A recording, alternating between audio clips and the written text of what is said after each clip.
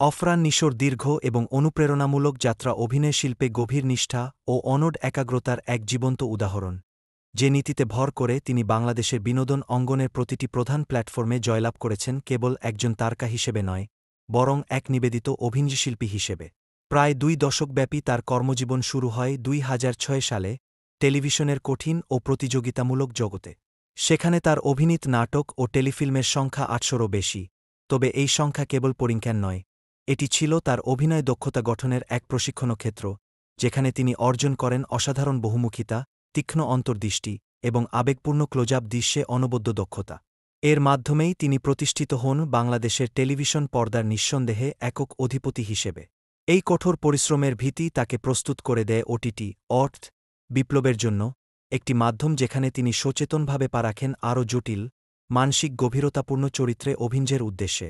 এখানেই কাইজার ও মরীচিকা এর মতো প্রজেক্টে তিনি তুলে ধরেন নিজের পরিণত অভিনয়বোধ, যেখানে জনপ্রিয়তার চেয়ে চরিত্রের সত্যতা ও গভীরতাকেই প্রাধান্য দেন। এই পর্ব তার অভিনয় জীবনের এক নতুন মানদণ্ড স্থাপন করে, যা ওটিটি অভিনয়ে এক নতুন উচ্চতা এনে দেয় বাংলাদেশের বিনোদন জগতে। এই দীর্ঘ প্রস্তুতি ও সংযমের চূড়ান্ত ফলাফল আসে 2023 সালে তার বহু প্রতীক্ষিত সিনেমা সুড়ঙ্গ এর মাধ্যমে। এই সিনেমার জন্য নিশো সম্পূর্ণভাবে অন্য কাজ থেকে বিরতি নেন, নিজেকে শারীরিক ও মানসিকভাবে চরিত্রের চাহিদা অনুযায়ী রূপান্তরিত করেন। চলচ্চিত্রটির বিপুল বাণিজ্যিক ও সমালোচনামূলক সাফল্য প্রমাণ করে যে নিশোর শিল্পভিত্তিক নিষ্ঠা শুধুমাত্র টেলিভিশন বা ওটিটিতে নয়, বরং তিনি এমন একজন অভিনেতা যার প্রতিভা সব মাধ্যমকেই অতিক্রম করে যায়। তার সাফল্য কেবল তারকা খ্যাতির নয়, বরং অভিনয়ে নিরন্তর উৎকর্ষের প্রতীক। নিশোর এই গভীর নিষ্ঠাকে বোঝার জন্য তার প্রাথমিক সংগ্রামের বছরগুলোকে জানা জরুরি। অভিনয়ে আসার বহু আগে তিনি কাজ শুরু করেন মডেলিংয়ের মাধ্যমে। 2003 সালে তিনি প্রথম টেলিভিশন বিজ্ঞাপনে অভিনয় করেন, যার পরিচালক ছিলেন দেশের খ্যাতনামা চলচ্চিত্র নির্মাতা অমিতাভ রেজা। সেই বিজ্ঞাপনেই তিনি শিখে নেন পেশাদারিত্ব, নিখুঁততা এবং ক্যামেরার সামনে সূক্ষ্ম অভিব্যক্তির গুরুত্ব, যা পরবর্তীতে তার অভিনয় জীবনের অন্যতম বৈশিষ্ট্যে পরিণত হয়।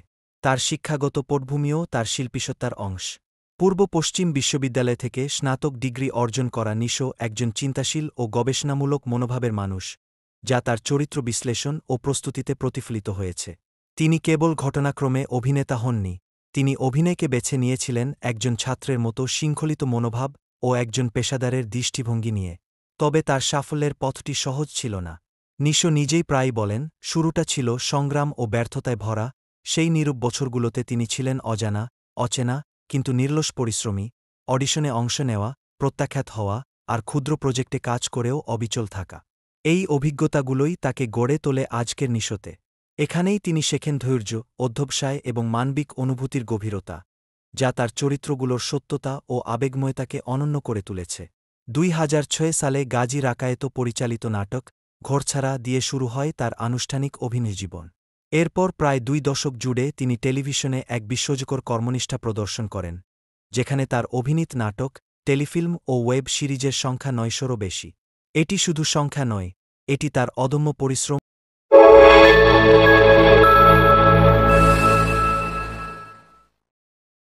247travelers.com